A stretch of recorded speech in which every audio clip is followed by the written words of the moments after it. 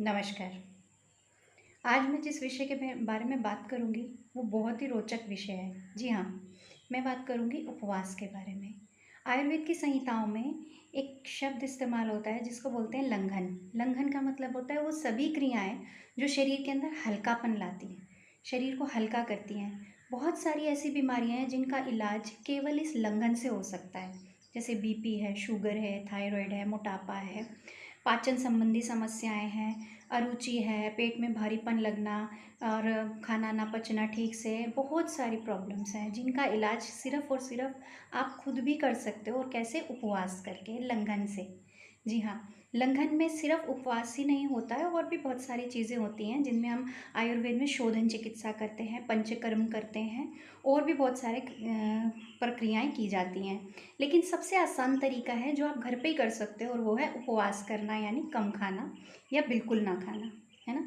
Normally आप घर routine daily routine में हम सभी लोग उपवास करते हैं किसी पर्व के उपलक्ष्य में, या हिंदू धर्म में बहुत सारी ऐसी पर्व आते हैं जिसमें हम अपने घरों में उपवास करते हैं। कुछ उपवास में पानी भी नहीं पीते हैं, कुछ उपवास में खाना नहीं खाया जाता, है ना?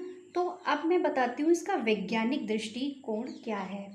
अ, आयुर्वेद में इसको लंघन बोला गया है, और साइंटिस्ट ने, एक जापानीज साइंटिस्ट थे, योशिनोरो ओसुमी, उनको 2016 में इसी उपलक्ष्य में इसी विषय पर नोबेल पुरस्कार दिया गया था।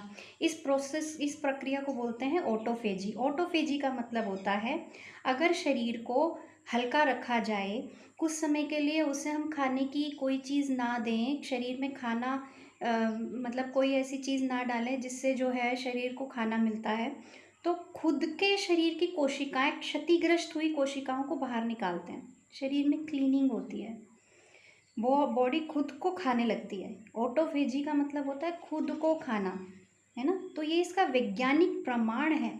जो लंघन आयुर्वेद की संहिताओं में लिखा है उसको साइंटिस्ट ने इसको प्रूफ किया है कि शरीर को हल्का रखने से, व्रत करने से, उपवास करने से, ढंग से खाना खाना कुछ समय तक ना खाने से शरीर खुद को हील करने लगता है। बहुत सारी ऐसी प्रक्रियाएं शरीर में शुरू हो जाती हैं, रिएक्शंस ऐसी होने लगती हैं जिससे शरीर के केमिकल्स अपने आप को ही, खुद की कोशिकाएं शरीर में खुद ही सेल्स जो हैं अपनी सेल्फ क्लीनिंग करते हैं, सेल्फ हीलिंग करते हैं। और जो बीमार हुए, बूढ़े या पुराने सेल्स हैं, कोशिकाएं हैं, उनको बाहर निकालते हैं। इसको बोलते हैं डिटॉक्सिफिकेशन, है ना? तो अब आप समझ सकते हैं कि इतने हज़ारों साल पहले आयुर्वेद में जिसको लंघन को करने के लिए बोला गया, उसमें बोला गया कि जिसमें खाना खाना नहीं खाना है, शरीर को हल्का रखना है, उस प्रक्रिया को साइंटिस्ट ने पूरी तरह प्रूव कर दिया कि किस तरह ये हमारे शरीर से बीमारियों को बाहर करती है और हमारे शरीर की क्लीनिंग करती है ना?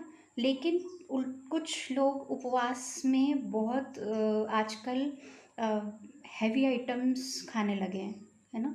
पूड़ी, कचौड़ी, और जो फलैली आटा होता है उससे बनी हुई तली हुई चीज़ें खाने लगे हैं। तो इससे क्या होगा, आप लंघन जिस प्रक्रिया के लिए शरीर में लंघन या उपवास करना चाह रहे हैं वो पूरी तरह नहीं हो पाएगा। लंघन हमें इसलिए करना है ताकि हमारे शरीर के अंदर ऑटोफेजी का मैकेनिज्म शुरू हो सके, हमारे शरीर की क्लीनिंग हो सके, हमें बीमारियों से मुक्ति मिल सके। लेकिन कुछ हमारे प्रचलन में ऐसा आ गया है कि लंघन की जगह हम ओवर ईटिंग करने लगते हैं। अनाज ना खा के कुछ और चीज़ों को अधिक मात्रा में शरीर में लेने लगते हैं उपवास के समय में। तो उपवास के लंघन के वैज्ञानिक दृष्टिकोण को समझिए।